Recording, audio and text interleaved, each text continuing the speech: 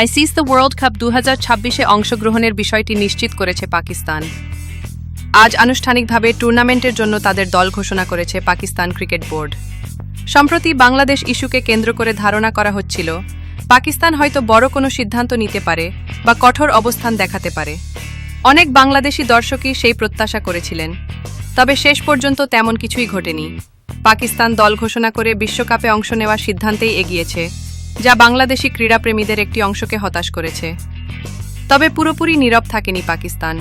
তারা আনুষ্ঠানিকভাবে আইসিসি এর দ্বিচারিতার বিরুদ্ধে প্রতিবাদ জানিয়েছে এবং সিদ্ধান্ত গ্রহণের ক্ষেত্রে সংস্থাটির নিরপেক্ষতা নিয়ে প্রশ্ন তুলেছে, যা অন্য কোনো দেশের ক্রিকেট বোর্ড এই রকম প্রতিবাদ বা মন্তব্য করেনি। অর্থাৎ যেটা কূটনৈতিকভাবে ও নিয়মের মধ্যে থেকে করা সম্ভব, পাকিস্তান সেটাই করেছে। এর বাইরে কোনো চরম বা ব্যতিক্রমী পদক্ষেপ নেয়নি তারা। ভারতের অধিকাংশ গণমাধ্যম বলেছে পাকিস্তান বাংলাদেশের সাথে নাটক করেছে। সব মিলিয়ে এটি পাকিস্তানের নিজস্ব সিদ্ধান্ত। তবে এই ঘটনা প্রবাহ দক্ষিণ এশিয়ার ক্রিকেট রাজনীতিতে নতুন করে আলোচনা তৈরি করেছে। আইসিসি কতটা ন্যায্য ও সমান আচরণ করছে সেই প্রশ্ন আবারও সামনে এসেছে।